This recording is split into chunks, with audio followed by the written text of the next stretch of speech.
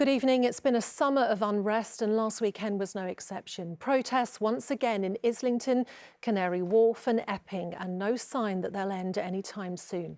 Police are at full stretch with officers having their leave cancelled. And local businesses are hitting out too, saying it's driving the tourists away. The government says people have every right to protest, but it's not an excuse to have a pop at the police. Our political correspondent Simon Harris reports.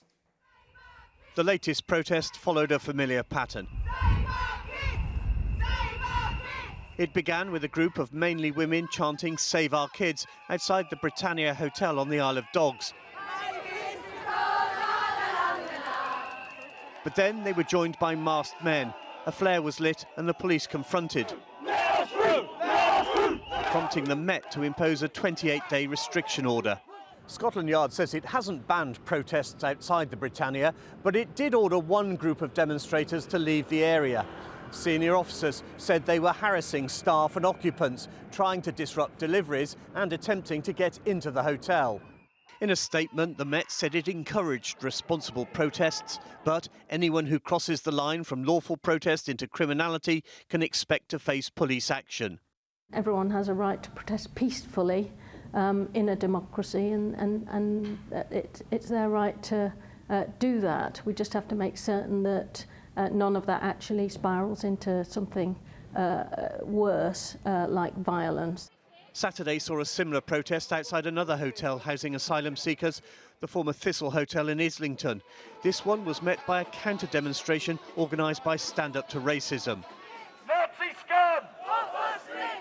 Local people who object to the asylum seekers say they have good reason. The whole square is just empty. There used to be lots of kids. The streets feel quiet. I've had young girls coming in saying they're scared because they're being filmed and rude remarks are being made. The whole square is just completely different. What do you think should happen? I think they should close the hotel. Jimmy, who runs a small shop and post office, claims the asylum hotel has hurt his trade. No more tourists coming, so I'm losing my business as well.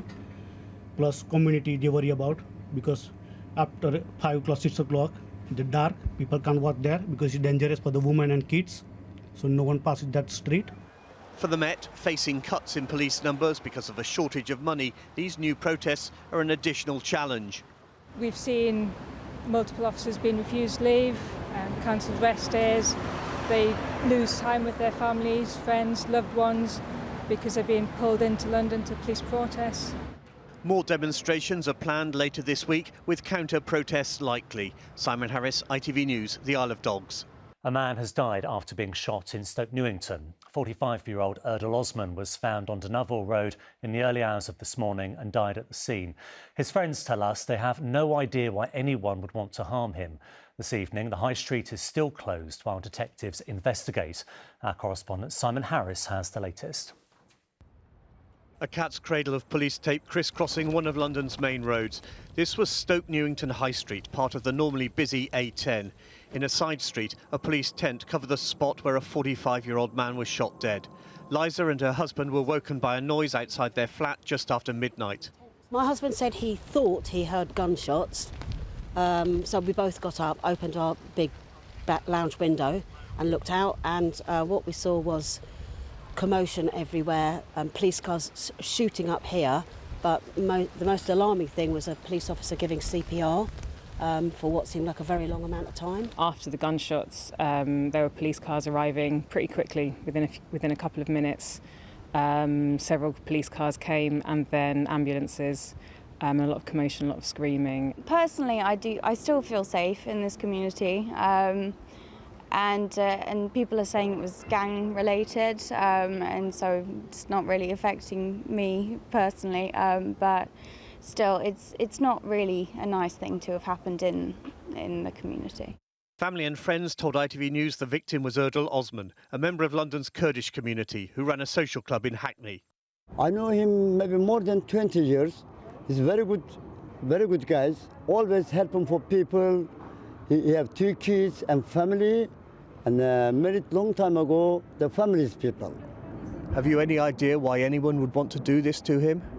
I got no idea at the moment. Mr Osman was the 6th Londoner to be shot dead this year. If detectives suspect a motive for this killing, they're not saying. In a statement, a senior officer would only say she believed it to be isolated and posed no threat to the wider public, but gave no more details. The crime scene meant this northbound section of the A10 was closed for most of the day. Police told local people to expect more patrols in the area as they try to understand what led to the murder. Simon Harris, ITV News, Stoke Newington. Good evening. They were once our way to access the Met. 20 years ago, open police counters served as a point of contact between the force and the communities they serve. But now, after years of fewer people walking in, the number of counters is to be slashed again. There'll be 20 open counters by the end of the year, down from 38 today. It is a direct backtrack on the Mayor's promise to keep one open in every borough, and many are concerned that a lack of police presence directly links to rising crime. The Met's response? They have to save money. Our political correspondent Simon Harris reports. Harrow Police Station is on a hit list, one of 18 facing the chop. Jim, a pensioner, has used it to report drug taking. He's not comfortable doing it online. You want to be able to see a face, go into the police station, see a face and tell them your problem, and you get an idea whether they're going to do something about it, rather than find somebody who can fill in a form online. Wimbledon is also pulling down the shutters. Barry has to come here annually to claim his French pension. I have to get it attested. They call it attestation de vie, once a year. But you have to prove that you're still alive. They closed this place down. I got no idea where I'm going to go. In 2007, London had 153 police counters open to the public. Now there are just a quarter of that at 38 police stations. The proposals would see that number drop to just 20. According to the Met, the front desk at Wimbledon Police Station is the quietest of any in London. On average, fewer than 3 crimes a day are reported here. At the other end of the scale